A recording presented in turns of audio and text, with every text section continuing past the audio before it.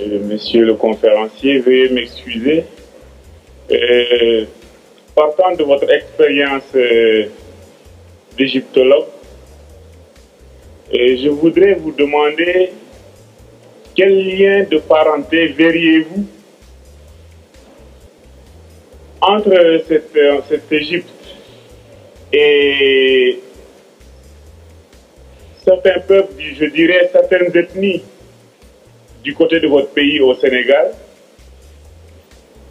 et ici au Niger par exemple concrètement, partant par exemple de certaines comparaisons.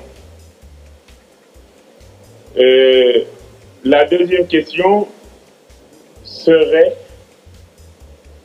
qu'est-ce que vous avez, vous ethnologues africains, chercheurs africains, qu'est-ce que vous avez comme moyen de résistance au sens de qu'est-ce que vous avez pour prouver en face de vos opposants, chercheurs blancs, qui réfutaient par exemple certaines thèses que vous auriez apportées. Sur ce, je vous remercie.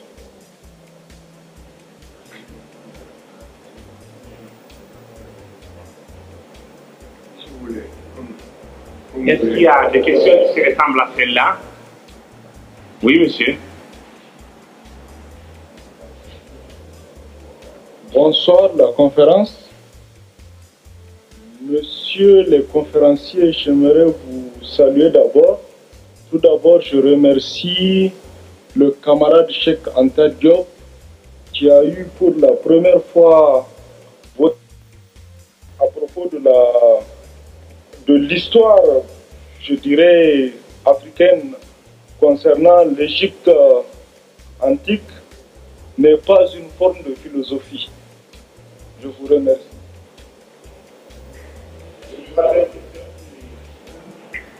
Oui, allez-y.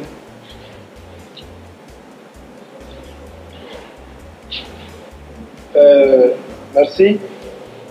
Je voudrais poser une seule question au conférencier. C'est à propos, n'est-ce pas, du déplacement des 3 spécimens africains vers notamment les pays européens et jusqu'en Asie. Alors je voudrais savoir si ce déplacement a été motivé par un coup de hasard ou bien si c'est un déplacement qui est parti, n'est-ce pas, d'une base qui était peut-être économique ou sociale. Et je vais arrêter la série de questions. Parce que les gens disent la même chose, mais ce sont des questions tout à fait différentes qui sont en train de... Bonsoir, professeur Cheikh Anta Diop. Je voudrais vous poser un certain nombre de questions qui ont trait justement à ce que le camarade venait de dire. Mais en attendant, je vais vous relater une anecdote quelque peu candide et même condescendante. Il y a quelques semaines, nous recevions à l'école des lettres à Niamey Madame Liliane Castello. Alors cette dame nous disait qu'elle avait rencontré en Europe un professeur qui a fait des recherches chez les Yoruba au Nigeria. Et le professeur avait dit cette chose-là, qu'il a vu exactement la confirmation de vos thèses chez les Yoruba. C'est-à-dire la parenté génétique qui existait entre les Yoruba et les Égyptiens. Mais, quand Mme Kessler dit, mais écrivez une note, dites quelque chose, un petit mot pour soutenir vos thèses, le professeur avait dit, non, je préfère me taire, je ne veux pas me compromettre. Alors ceci pour se projeter un peu à ce que vous disiez au sujet de la compromission, au sujet de la falsification de l'histoire. Et justement, à propos de cette falsification et de cette mauvaise foi, nous ne sommes pas sans ignorer tout de même que les pressentiments que vous nourrissiez en 1955, nous n'étions pas nés, en disant que vous auriez beau apporter des preuves palpantes, irréfutables, des intellectuels de renom, ils diront toujours, nous n'y croyons pas. Alors la question que je voudrais poser est celle-ci. Pensez-vous, professeur Cheikh, que vos thèses un jour seront admises d'une façon péremptoire, sans réfutation? pensez-vous que les principes de l'égyptologie que vous voulez promouvoir seraient un jour érigés en valeur absolue? Et vous me permettez de poser cette question tout simplement parce que d'éminents intellectuels africains, et le camarade a parlé tout à l'heure d'un chantre de la non-philosophie africaine qui est M. Paulin Ntongi, qui soutient qu'il n'y a pas de philosophie en Afrique. Et il part de vos thèses, qu'il admet, certes, dans leur fond, mais il dit que ces thèses ne sauraient être admises que le jour où elles seraient effectivement irréfutables. Alors pensez-vous que ces thèses de M. Ntongi et d'autres, selon laquelle la philosophie africaine, qu'il ne saurait avoir de philosophie africaine parce que la philosophie est simplement grecque, si elle ne correspond pas au canon grec, elle n'est pas philosophique, pensez-vous que cette thèse tiendrait devant vos travaux? À ce moment-là, je rejoins la question effectivement du camarade. Je vous remercie. Nous avons laissé la série de questions. Oui. Vous voulez d'autres questions? Oui, allez-y. Une autre question encore? Non, mais je ne peux pas répondre. Allez-y. Oui. Oui.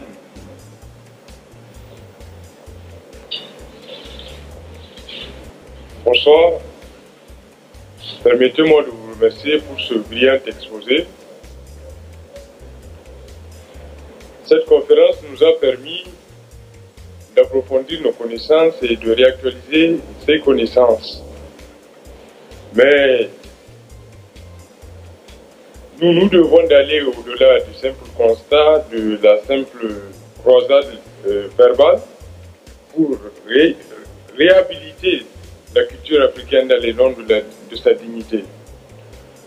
Pour cela, le rôle des écrivains, le rôle des chercheurs est déterminant, mais aussi le rôle des hommes politiques.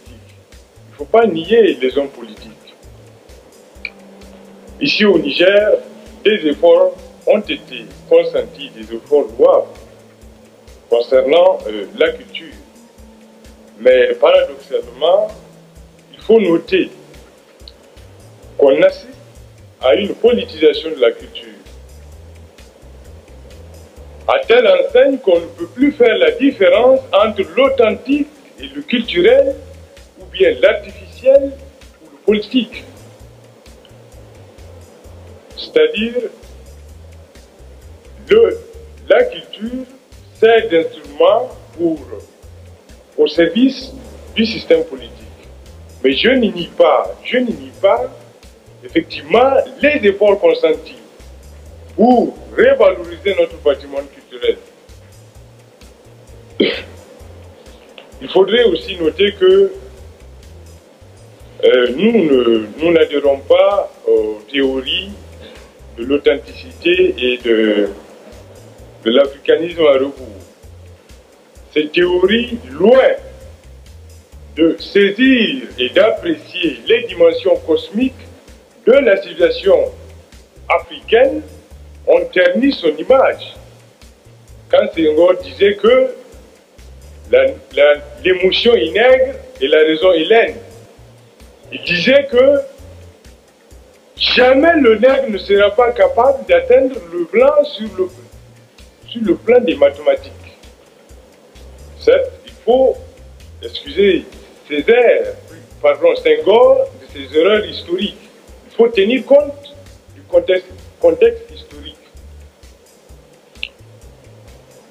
Bref, je dirais, que pensez-vous du dialogue des civilisations dont parlait Garoudi? Nous savons que l'interprétation des civilisations n'est pas féconde, étant donné que le rapport des forces n'est pas en notre faveur. Parler d'un dialogue de civilisation serait une bavure. Que pensez-vous du donner et du recevoir, de l'universalisation de la culture ou des cultures dont parlait Césaire, dont parlait Senghor? Que pensez-vous de l'authenticité zaïroise dont parlait Mobutu? Je vous remercie. Je joins ma voix à celle de toute la jeunesse nigérienne pour vous dire que nous sommes fiers de vous. Je vous remercie.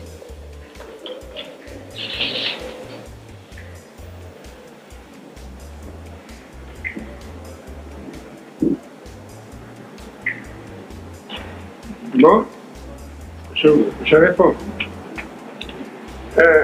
Je vais donc commencer par répondre à l'ensemble des questions. Le lien entre les peuples sénégalais et nigériens, ils sont multiples. Et c'est une des justifications justement de cette recherche. En tout cas, si vous voulez,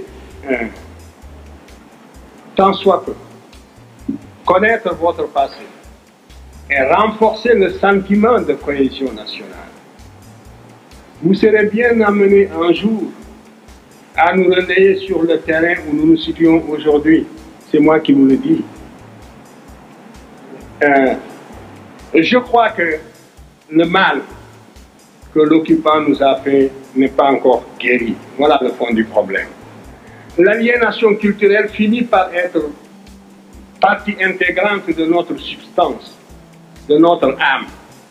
Et quand on croit s'en être débarrassé, on ne l'a pas encore fait complètement.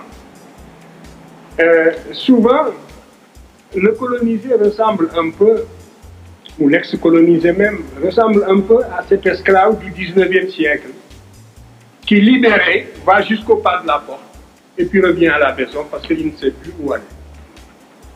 Il ne sait plus où aller.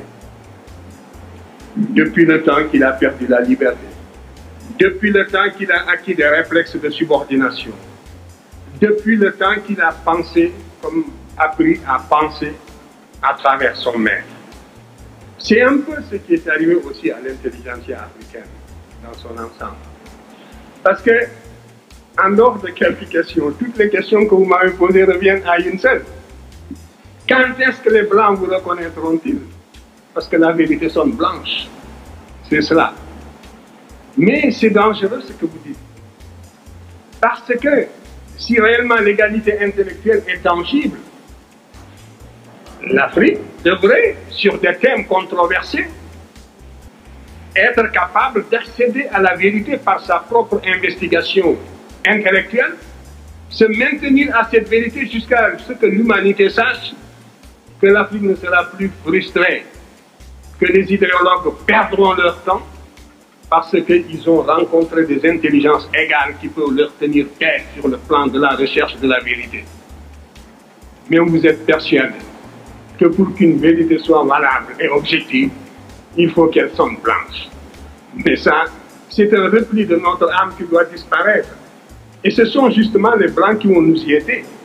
Et c'est parce que je savais cela que lorsque l'UNESCO m'a demandé de participer à la rédaction de l'histoire générale de l'Afrique, ce volume, j'ai dit que je serais bien incapable de parler la vérité sous prétexte que nous allons écrire un ouvrage de portée internationale. Moi, j'ai des idées que j'ai toujours développées et contre lesquelles vous ne pouvez pas opposer des arguments scientifiques dignes de ce nom. Vous pouvez opposer une conspiration du silence, aussi longtemps que les jeunes générations africaines resteront aliénées, jusqu'à ce qu'elles se récupèrent, jusqu'à ce qu'elles acquièrent la connaissance directe, parce que c'est par la connaissance directe, par l'égyptologie, que vous dépasserez ce stade de flottement, n'est-ce pas, et de somnambulisme. Alors, donc, j'ai dit que de deux choses l'une, ou bien on prépare une rencontre de niveau international. C'est ce que j'avais proposé. Réunir l'égyptologie internationale au niveau le plus élevé. Et surtout tous ceux qui sont opposés à mes thèses. J'ai dit que du côté africain, je n'aurais besoin que de deux Africains, parce que ce sont les seuls qui, à l'époque, qui travaillaient avec moi et qui accédaient aux faits égyptiens par la connaissance directe. C'est très dangereux, la connaissance indirecte, parce que vous le voyez bien, vous n'arrivez pas à vous faire une opinion personnelle. Il faut passer par l'appui d'une autorité, et cette autorité vous refuse son appui pour des raisons idéologiques, et vous tournoyez. Donc, vous ne pourrez sortir du cercle vicieux que par la connaissance directe. Vous pétillez tous d'intelligence. Mais il faudra accepter de fournir cet effort qui vous conduit à la connaissance directe. Et nous en reparlerons. Alors, moi, j'avais dit donc que je n'ai besoin que de 2 Africains qui, avec moi, ont accédé à cette connaissance directe. Et donc, vous pourrez augmenter le volume de la délégation européenne et mondiale. Nous n'avons pas besoin d'être plus de 3. Alors, convoquez donc tous les égyptologues que vous voudrez, les plus acharnés contre nos thèses. Nous en débattrons en toute sérénité. Je vous garantis le climat de sérénité des débats. Les débats ne seront pas limités, ils dureront aussi longtemps que nécessaire, en Égypte même, au Caire. Et à la suite de ces débats, on rédigera un document de portée mondiale, de portée internationale. Et suivant la teneur de ce document, on saura de quel côté penche la balance. Si les conclusions de ce document me permettent de continuer, de participer, je participerai alors à l'ouvrage et j'utiliserai mes idées intégralement. Dans le cas contraire, je serai le premier à vous faciliter la tâche en me récusant. Vous connaissez la suite. Le colloque du Caire s'est tenu sur ma proposition.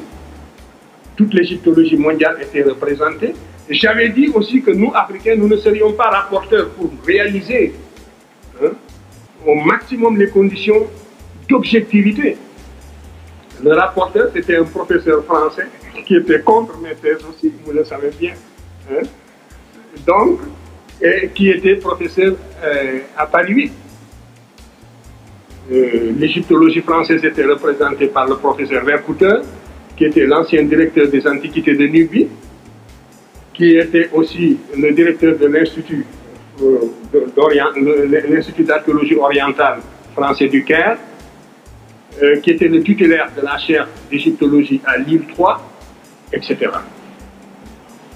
Était représenté aussi par le professeur Sonneron, qui l'avait remplacé à l'Institut français d'archéologie d'Égypte, et qui était sûrement le plus apte à nous suivre dans les discussions linguistiques, justement. Et vous avez les débats, les conclusions dans le domaine linguistique, justement, du professeur Sonneron, qui est mort maintenant.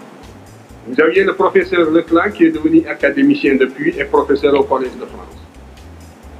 Vous aviez le professeur Debono, qui était l'archéologue de la vallée du Nil. L'Amérique était représentée par Mme Gordon-Chaké, le Canada par le professeur Chini, la Scandinavie par le professeur Serge Soderberg, qui était le directeur de toute la mission de toute la Scandinavie pour la sauvegarde des monuments de Nubie, etc., etc. Voilà, moi, et toute l'égyptologie égyptienne sur place aussi, au Caire et en Égypte, sont venus participer. Vous avez la liste des participants ici. Voilà le document qui est sorti de ces travaux. Oh, si vous avez la page, voilà. Et voici, je vous lis une seule phrase de ce document. La très minutieuse préparation des communications. Est-ce que je voudrais même quelqu'un qui lise mieux que moi? Un volontaire seulement, pour lire. Voilà, justement, vous-même. Voilà. Vous allez lire juste ce passage. Cette phrase. C'est la conclusion générale. La très minutieuse préparation des communications. Non, lisez lentement pour que vos camarades entendent. Sinon, moi, je lis mieux que vous. D'accord. La très minutieuse opération. Non, pas opération. Préparation des communications. Bon, attendez, je vais lire, parce que vous... Bon. Alors, je lis pour tout le monde. Il est certain que le sac de Thèbes par les Assyriens, la façon féroce dont les Assyriens ont détruit la ville de Thèbes en 663, a eu des répercussions comme l'occupation de Paris par les Allemands, mais ça n'a pas duré. Donc la métropole noire, une fois qui était vénérable, millénaire, la première fois qu'elle a été mise à sac, ça a eu des répercussions profondes sur les populations africaines qui vivaient presque attirées comme en formant une sorte de grappe sur la vallée du Nil. Dans des publications prochaines, je montrerai que les Égyptiens étaient descendus jusqu'au Shabbat, c'est sûr, jusqu'au Zaïre. Nous avons des preuves archéologiques de tout cela. Nous avons des preuves archéologiques qui sont venues ici, des preuves de relevant de la linguistique, d'autres faits qui sont venus justement jusqu'à la boucle du Niger. Ça concerne la première question sur laquelle je dirais un mot. Alors, donc,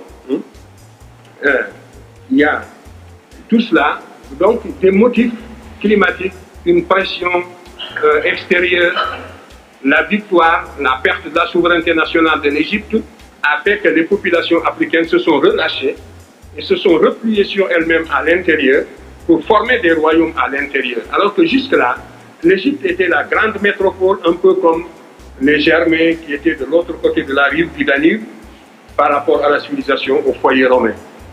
L'Égypte était le véritable foyer auquel le reste de l'Afrique noire était lié par 1000 liens décelables. Et à partir du moment où l'Égypte a perdu la souveraineté nationale, ces populations, évidemment, se sont organisées sur d'autres bases. Alors tout cela, ce sont donc des motifs de déplacement. Pour l'histoire, la période la plus proche. Donc pour la plus ancienne, il devait en être ainsi. Les variations climatiques, on peut les cerner par la paléoclimatologie. Ça peut être aussi dû au fait que le manque de nourriture, la pression sélective, tout cela, ce sont autant de facteurs qui jouent pour expliquer le déplacement des peuples, mais ce n'est jamais gratuit. Alors, si quelqu'un dit que la philosophie commence par lui, moi, qu'est-ce que vous voulez que je vous dise? Je ne veux pas discuter ces arguments, je ne veux pas... Chacun a le temps de se faire une autre opinion. En tout cas, vous pouvez remonter, vous, en ce qui vous concerne, jusqu'aux racines de la philosophie africaine. Je vous invite à étudier la cosmogonie héliopolitaine. Je l'ai décrite d'ailleurs brièvement dans Civilisation ou Barbarie. Vous y trouverez les prémices. Vous commencerez à vous faire une idée de la consistance de la pensée de vos ancêtres de la vallée du Nil qui étaient noirs comme vous, ici. Si c'était cela, si ce n'était pas cela des arguments, c'est la preuve que, vous voyez, on a presque le cerveau vilé et les arguments d'une certaine source ne se fixent plus. C'est ça l'aliénation. Parce que vous demandez, que valent donc ces arguments-là? Est-ce que j'ai inventé les projections que je vous ai faites, que vous pouvez retrouver dans la vallée du Nil, où vous trouverez justement cette civilisation qui est discutée, ces agents qui se sont représentés plus noirs que vous-même. Mais déjà, vous avez des œillères de l'éducation colonialiste et vous ne pouvez plus voir cette réalité palpable. C'est ça la cécité intellectuelle. Vous comprenez où est la raison dans cette éducation? Où est la raison? Où est le développement du sens critique dans cette éducation? Voilà le danger contre lequel nous devons vous prémunir. Il faut que votre cerveau fonctionne. Je disais encore hier et je le répéterai demain, que ce que nous voulons, ce que nous visons dans votre éducation, c'est de réveiller justement le bâtisseur de nations qui dort en chacun de vous. C'est de réveiller le créateur qui dort en chacun de vous. Cela suppose donc une réforme qui mette l'accent sur la rationalité, sur les facultés créatrices de l'individu et sur l'indépendance intellectuelle. Voilà le but que vise mon enseignement en tout cas. Et si je ne l'atteins pas, c'est bien regrettable. Alors, ensuite,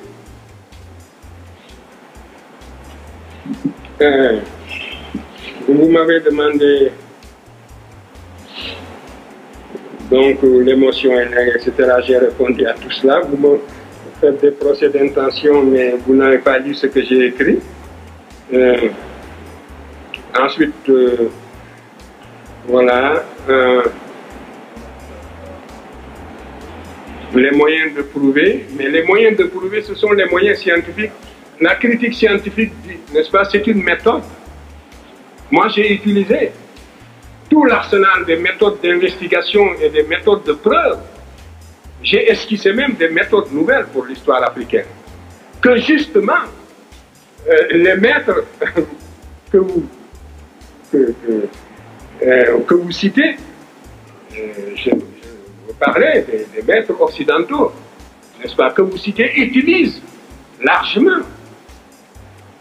Parce que le paradoxe, c'est que tout cela dont vous parlez, ils sont coincés aujourd'hui.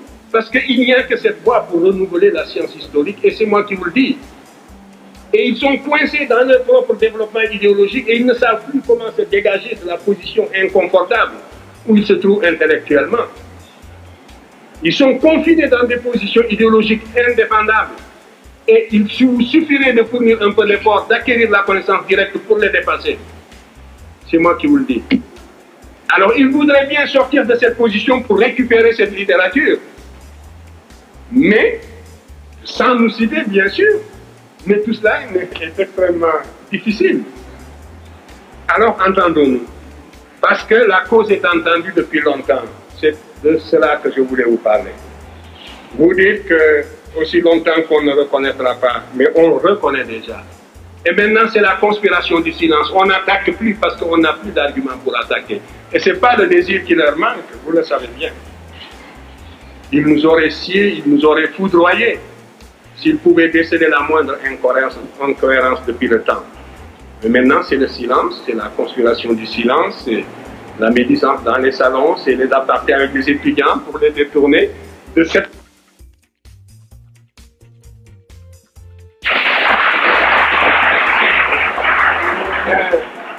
Alors, est-ce qu'il y a maintenant des liens de parenté entre peuple égyptien et peuple nigérien? Mais comme je vous le disais, c'est le manque d'information qui fait qu'on ne voit pas tout cela. Au Sénégal, bien sûr, vous avez les Lébous. Vous savez bien qu'il y a une seule carte qu'on n'a pas pu projeter, c'était la carte de migration. Ce sera pour une autre fois. Vous l'avez en tout cas dans l'Afrique précoloniale. Et j'ai essayé d'identifier les voies de migration depuis le bassin du Haut-Nil. Mais tous nos noms nous viennent de cette région et de régions voisines. Vous avez dans la région du Tchad des Mbaye, les Sarambaye. Mbaye, c'est un nom sénégalais.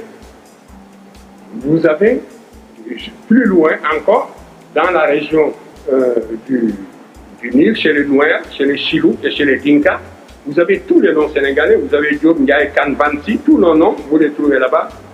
Vous les retrouverez aussi le long du bassin du Zaïre. Vous les retrouvez au nord du Cameroun. Vous les retrouvez encore au Gabon, les Ndong. Hein. Vous les retrouvez également à Brazzaville, les Ndoumbe, Massamba, tous ces noms-là, Ngoy, tout cela, ce sont des noms sénégalais.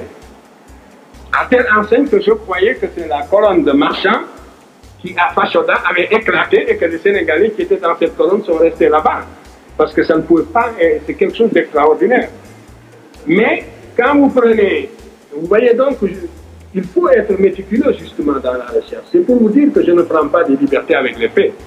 Mais je me suis aperçu que dans les cartes de Robert Vigondi et les cartes antérieures à Marchand du XVIIe siècle, il y avait déjà ces tribus.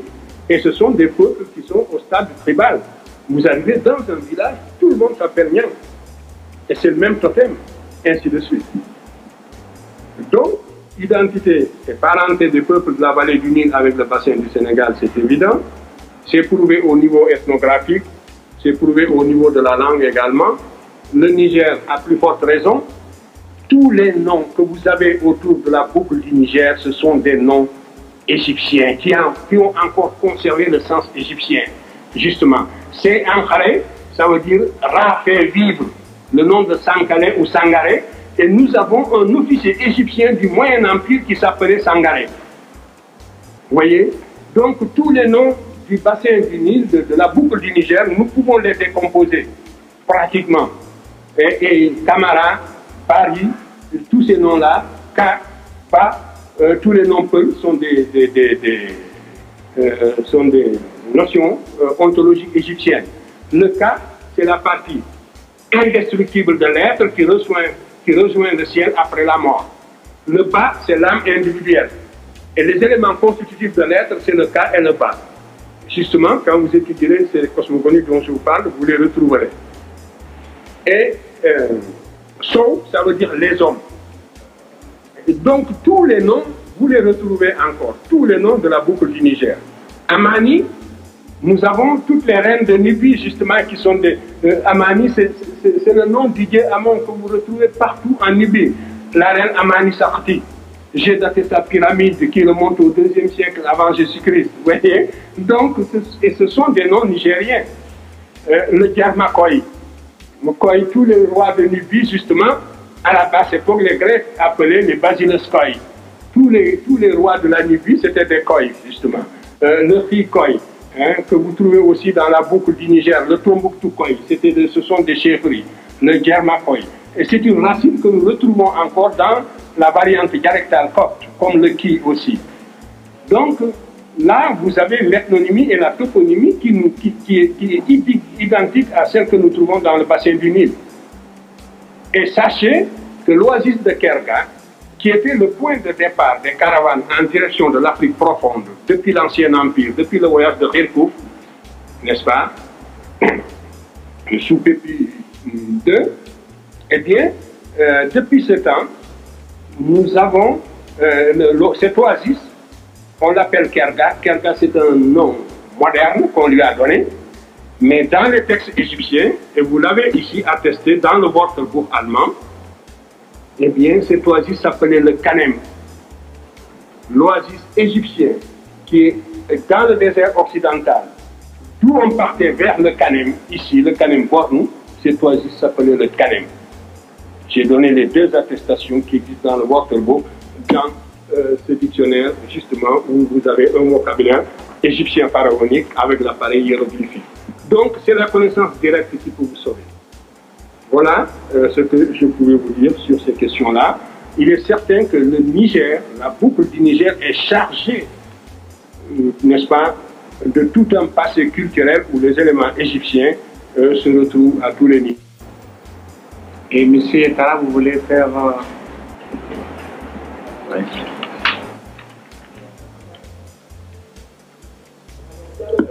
Non, non.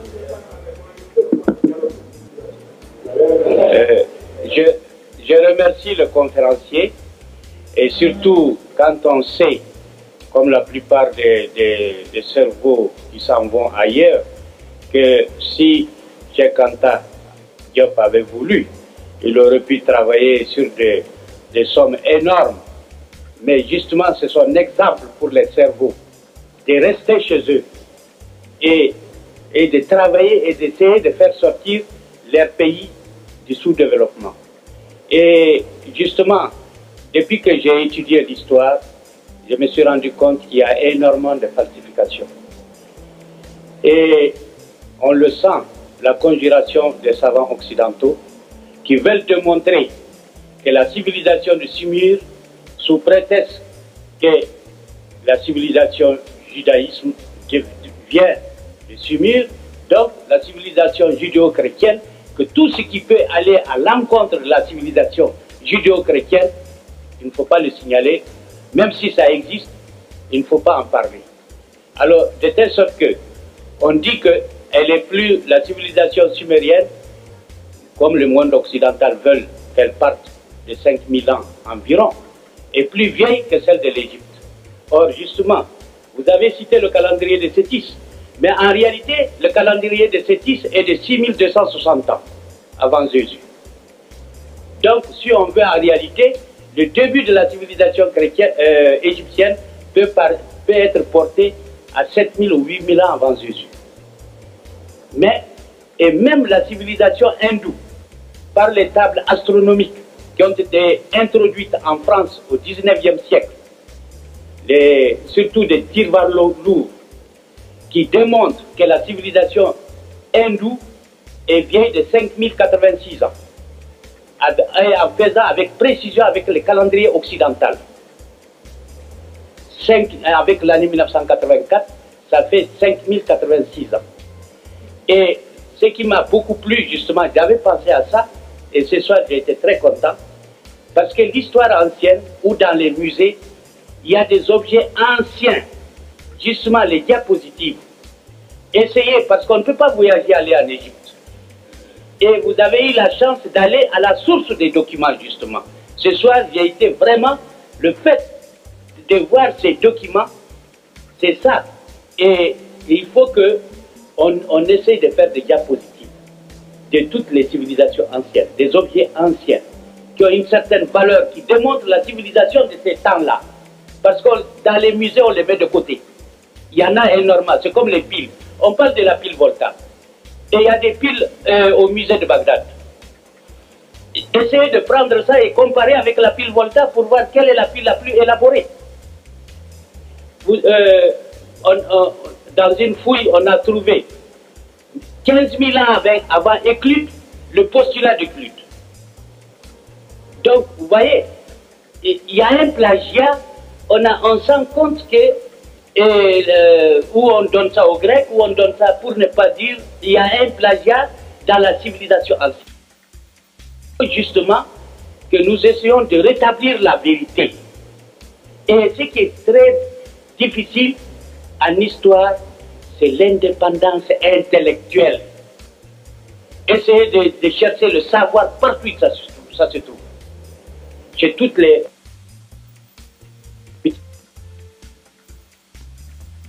Mais si on se cantonne à ces préjugés, on n'aura jamais le vrai savoir. Le savoir est un tout. C'est des morceaux disparus, un grand miroir qui est cassé. Chacun voit dans son morceau son histoire. Pour voir l'histoire universelle, il faut ramasser tous ces morceaux de miroir pour faire le grand miroir de l'histoire universelle. Alors je remercie et je veux aussi, il ne s'agit pas que les conférenciers fassent tout le temps des conférences. Il faut que ces livres soient maintenant vulgarisés dans toutes les universités africaines. Parce que souvent on parle, et ce sont les éditions des livres, on en parle mais on ne les voit pas, on ne les développe pas, on ne les enseigne pas. Je crois qu'il ne s'agit pas d'écouter, si on veut vraiment aller de l'avant, il faut mettre à la disposition et en même temps les diapositives et tout, et vulgariser vos livres, qu'on puisse les avoir dans toutes les universités. Merci.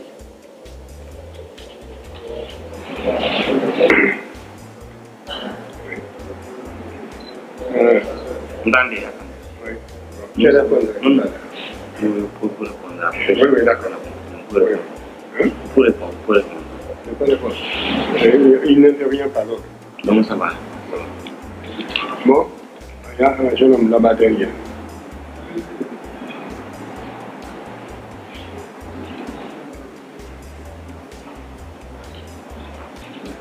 Comment il s'appelle? Nous remercions beaucoup le conférencier, n'est-ce pas, pour un certain nombre d'éclaircissements qu'il a menés, en particulier en ce qui concerne, n'est-ce pas, le pillage de la connaissance par l'Occident, effectivement en travers, n'est-ce pas, de certaines démonstrations. Un exemple, serait-ce que celui du théorème de Thalès, n'est-ce pas? On voit bien que l'Occident a pillé. Mais nous pensons qu'un des éléments les plus importants, finalement, c'est qu'est-ce qui, à une époque précise, n'est-ce pas, a fait de l'Égypte, en termes, n'est-ce pas, de civilisation, n'est-ce pas, une civilisation assez brillante. À ce niveau, nous pensons que le conférencier a omis de nous dire un certain nombre d'éléments, en particulier la structure de pouvoir en Égypte. Un exemple, qu'est-ce qu'est la synergie? Parce que c'est sur la base de ces éléments-là que se sont fondés, n'est-ce pas, un certain nombre d'éléments par rapport auxquels l'Égypte a eu, n'est-ce pas, l'envergure qu'elle a eue à l'époque où le conférencier nous en parle. Alors, nous pensons que des éléments qui seraient les plus intéressants pour nous serait que le conférencier nous fasse ressortir un certain nombre donc, de ces structures-là, en particulier cette synergie-là, ce pouvoir de Dieu sur terre avec des structures bien précises qui sont à même, effectivement, de pouvoir propulser, élever une civilisation. Si le conférencier nous l'avait dit, on aurait pu percevoir, n'est-ce pas, en travers de la subsistance de cette civilisation égyptienne, on aurait pu voir que dans certaines de nos structures, n'est-ce pas, il existe des éléments qui, n'est-ce pas, peuvent nous permettre, n'est-ce pas, cette lancée-là. Le conférencier a donné l'exemple du calendrier Dogon et du calendrier égyptien à une époque. Si le conférencier nous avait dit quelle était la structure de la civilisation Dogon actuellement, n'est-ce pas, on aurait perçu que ce n'est pas simplement au niveau n'est-ce pas, de la connaissance, mais il y a d'autres éléments de l'enseignement en particulier, de l'initiation qui permettent cette œuvre-là.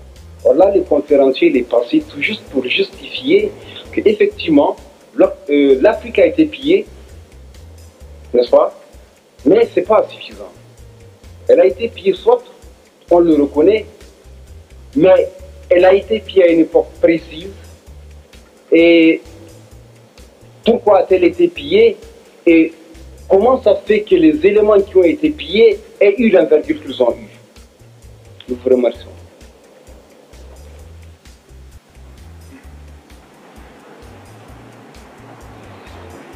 Bon, c'est tout. Vous pouvez répondre. Vous pouvez répondre. Bon, allez.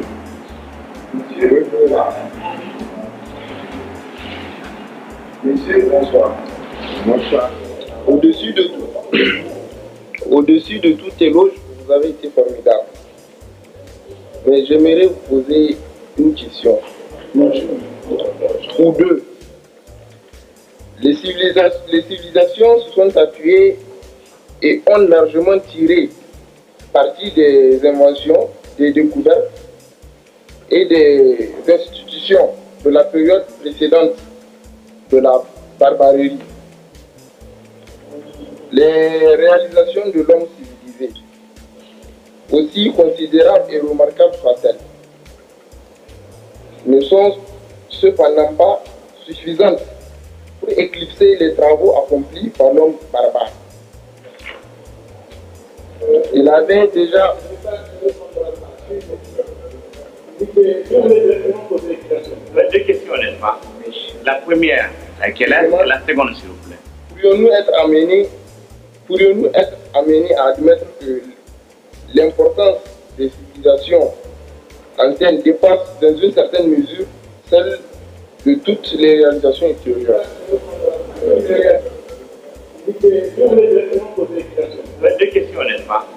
La première, laquelle est la seconde, s'il vous plaît? Pourrions-nous être amenés à admettre que l'importance des civilisations anciennes dépasse dans une certaine mesure celle de toutes les réalisations extérieures? Et puis, la deuxième question. Qu'a repris et absorbé la civilisation moderne de ce qui était variable dans la civilisation ancienne africaine? Qu'a repris et absorbé la civilisation moderne de tout ce qui était variable dans la civilisation ancienne africaine? Bon, vous allez trouver sûrement répondre dans la réponse que le professeur va donner au D'accord, oui, d'accord. Bon, est-ce que vraiment ça, je ne sais pas ce qu'il veut dire. Bon, alors donc, sa première question.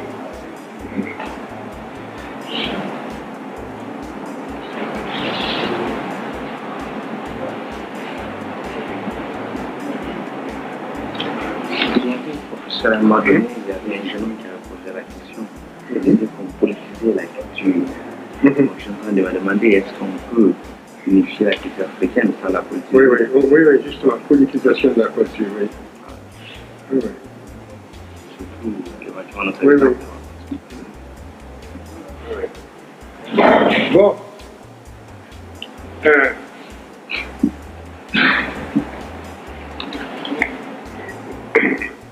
Je voudrais dire à M. Yatara que tout ce qu'il a dit me touche profondément et je ne peux que souscrire à tout ce qu'il a dit sur l'ancienneté de la civilisation de l'Indus, la civilisation de Mohenjo-Daro, vous savez, qui remonte très loin à 3300, même confine à peu près à la même époque que la civilisation égyptienne, et qui a connu aussi une écriture hiéroglyphique. Elle est due à des Dravidiens, justement, et tout autour de la Méditerranée. En réalité, à la fin du néolithique, il y avait un continuum négro-africain. Il y avait les Noirs d'Asie et les Noirs de l'Afrique aussi. Et ces Noirs n'ont pas encore même complètement disparu. Ils sont encore dans certaines poches, on les trouve ici et là. et en tout cas à l'époque néolithique, au Portugal, jusqu'en Belgique. On trouvait encore, et dans les Balkans, n'en parlons pas, partout il y avait des Noirs. Et c'était la continuation de ces Noirs qui étaient en Europe et qui avaient fui le climat très rigoureux pour descendre vers les mers chaudes et qui n'avaient pas complètement changé d'aspect. En Inde, proprement dit, il y avait cette civilisation dravidienne que les Aryens ont détruit à l'intérieur du 2e millénaire. Et très probablement, je suis tenté justement d'établir une liaison entre la destruction de ces civilisations et l'éruption du fameux volcan de Terra, c'est-à-dire de l'île de Santorini, parce que ça se situe à la même époque. Et j'ai proposé au niveau international justement l'organisation d'un colloque qui serait centré sur ce thème-là. Est-ce que l'éruption de l'île de Santorin, qui a restitué finalement la civilisation de l'Atlantide à l'histoire par les moyens du siècle XIV, est-ce que cette éruption est en rapport direct avec l'ébranlement des peuples indo-européens qui se trouvaient en Anatolie à l'époque et qui seraient allés donc jusqu'en Inde? C'est là un point précis de recherche qui intéresse les scientifiques et que j'ai proposé à la communauté internationale, et ce colloque, je crois qu'il va se tenir. Donc, et ce serait ce mouvement qui irait donc détruire la civilisation dravidienne très ancienne dont vous parlez. De même, en Mésopotamie, vous parlez de la Mésopotamie proprement dite, il y a un décalage de 600 ans pour vous les historiens. De 600 ans entre le début de l'histoire en Égypte et en Mésopotamie. Et la question avait été traitée justement dans Nation Nègre. Et depuis, elle n'a pas varié. La recherche historique de ces 3 dernières années n'a pas modifié les données de base. La Mésopotamie, les dynasties archaïques, nous ne savons rien là-dessus. Et en réalité, l'histoire de la Mésopotamie, fondée sur des documents lisibles, compréhensibles, parlant de règne de roi, c'est à partir de 2600. Donc, c'est à partir de 2600. Ce sont les dynasties archaïques pré-sargonides, et jusqu'à Sargon, 2340, nous avons à partir de là le règne de Sargon. La Mésopotamie entre dans l'histoire en 2600 avant Jésus-Christ, et l'Égypte entre dans l'histoire en 3300. Il y a donc un décalage de 600 ans. Et les premiers spécialistes, qu'est-ce qu'ils ont dit? De 2 choses l'une, que ce n'est pas possible. Voilà une attitude idéologique devant ces faits que nous révèle justement l'investigation scientifique. Ils ont dit, et ce n'était pas à moi, et qui ne voulaient pas y croire. Parce qu'ils ne pouvaient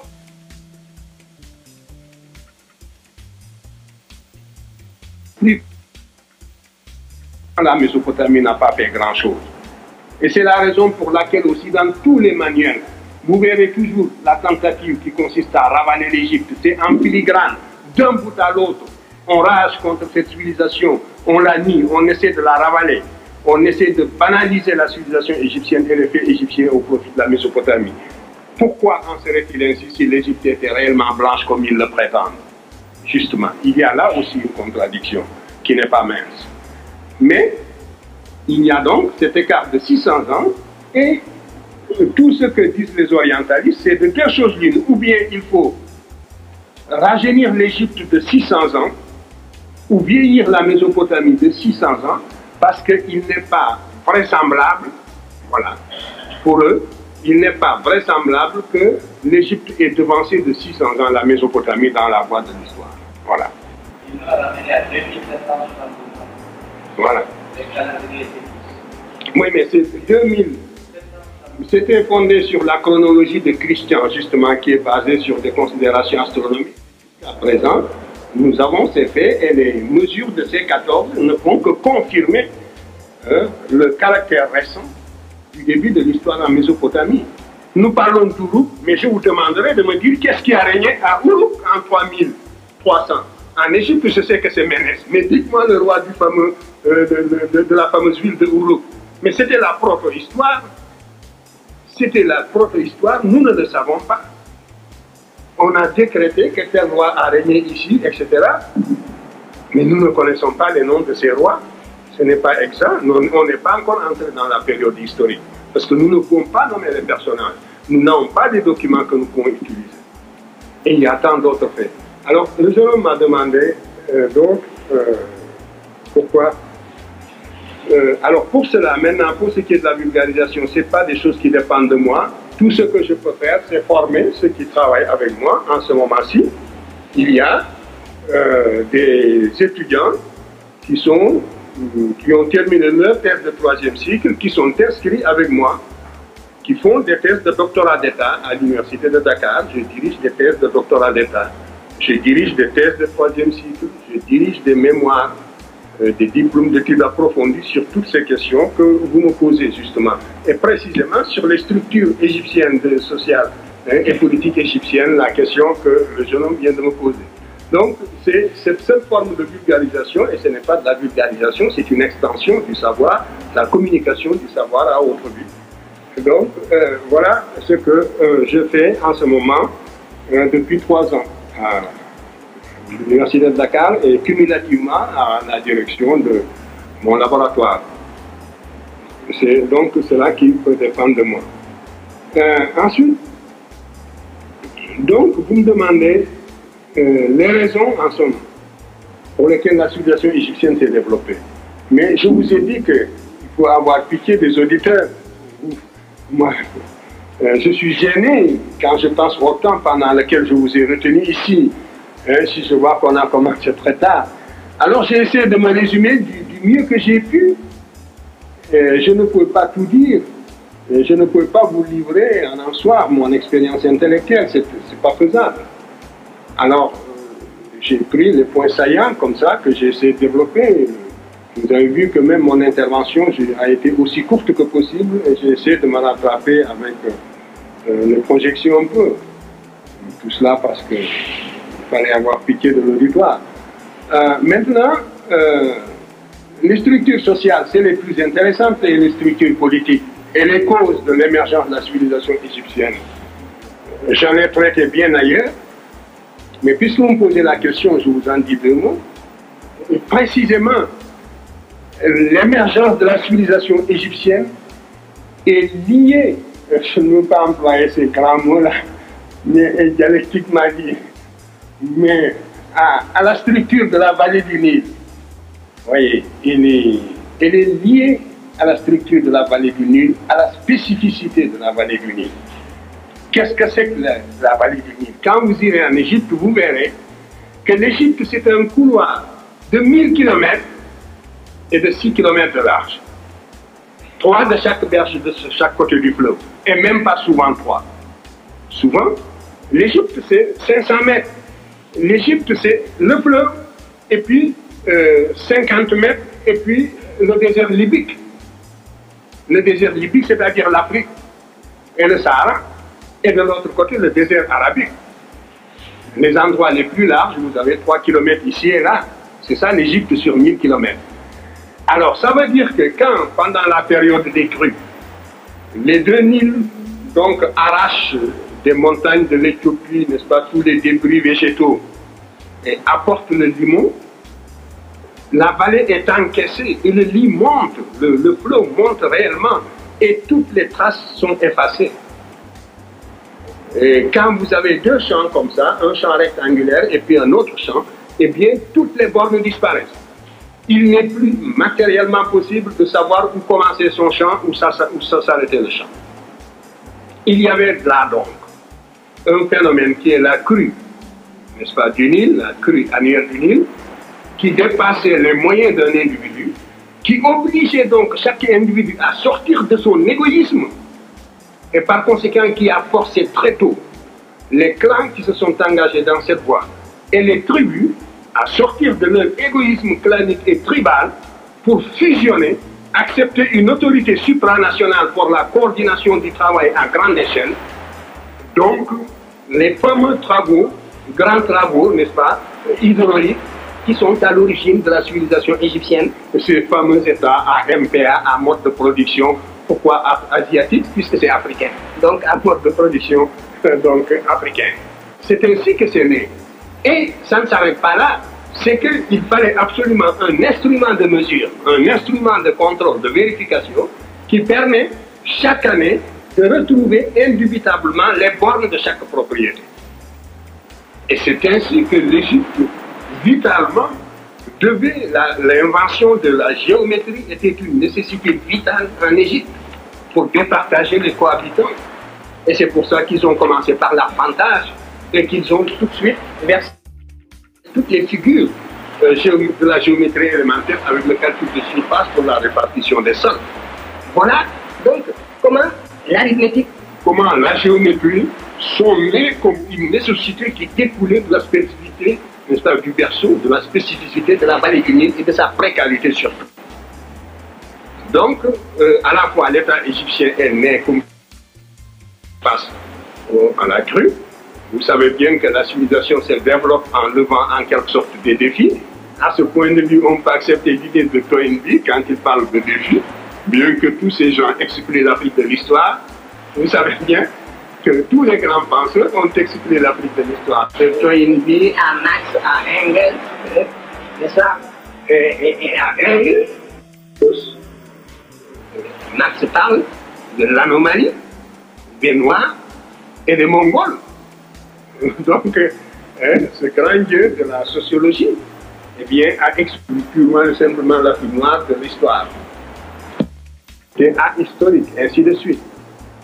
Alors donc, souvent, les dieux de la pensée africaine ont fait un très grand tort, n'est-ce pas? En tout cas, quant au début, quant aux prémices de leur philosophie, à cette société africaine même. Alors donc, voilà, mais il s'agit d'un défi. Et ce défi de la nature, quand l'homme peut le relever, eh bien, il peut créer la civilisation. Et alors, ce défi était en rapport avec les possibilités de l'homme. Si les défis dépassent les possibilités de l'homme, l'homme se déplace, il va ailleurs, mais il ne crée pas la civilisation. Et dans la vallée du Nil, donc, le défi a été relevé de cette manière en créant un État supraclanique, supratribal, avec une autorité qui tout de suite prit la figure d'une autorité divine, précisément. Il ne faut pas perdre cet aspect divin de la royauté africaine. Et si j'avais le temps, si je pouvais vous parler des différents types de royauté africaine, vous verriez toute la part égyptienne et royauté africaine. Cette royauté est apparue comme une civilisation élitiste et cultiver le savoir parce que l'Égypte est née avec la science et par conséquent a cultivé la science. Dernière question. Alors, vous me demandez si les phases antérieures, si les performances, si j'ai bien compris, est-ce que les réalisations des civilisations passées dépassent, si vous voulez, tout ce qui a été fait par la suite? Non, il ne faut pas dire ça. Ce serait mal comprendre ce que nous voulons dire. Encore une fois, tout ce qui tend à vous figer dans le passé est mauvais. Et ce ne sont pas les conséquences que vous devez tirer, en tout cas, de nos contacts. Moi, je devrais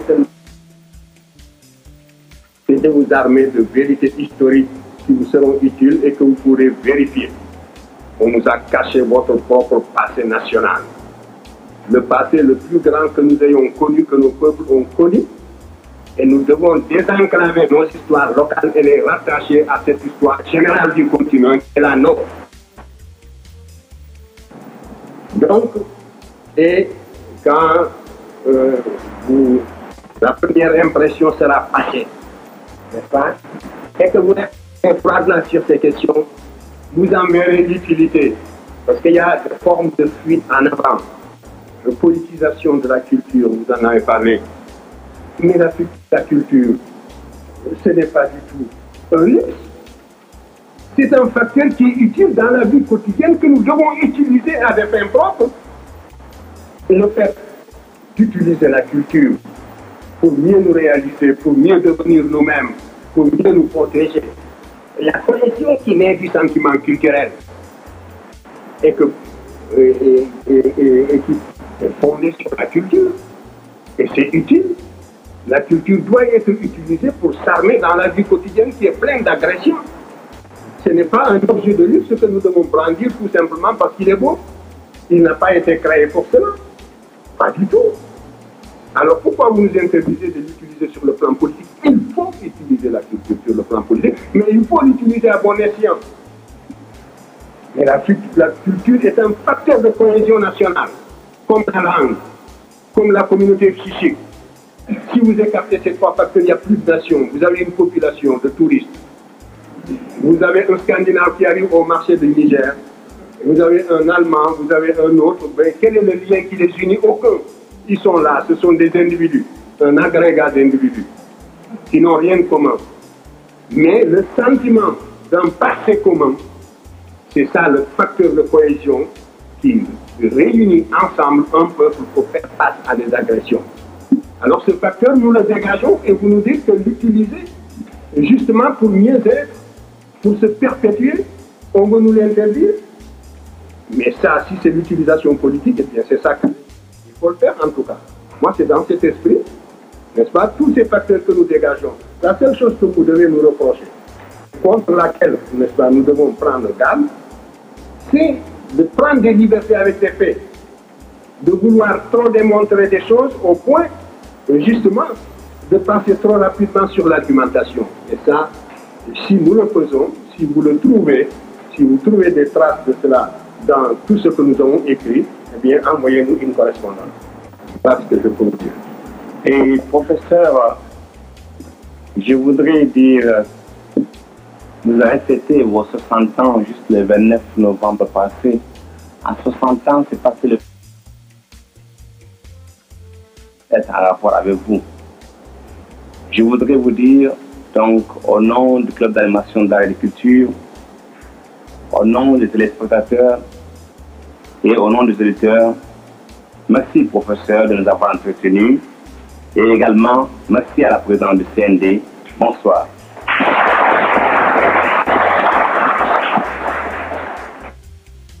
Salutations à toutes et à tous au nom de celui qui nous a créés.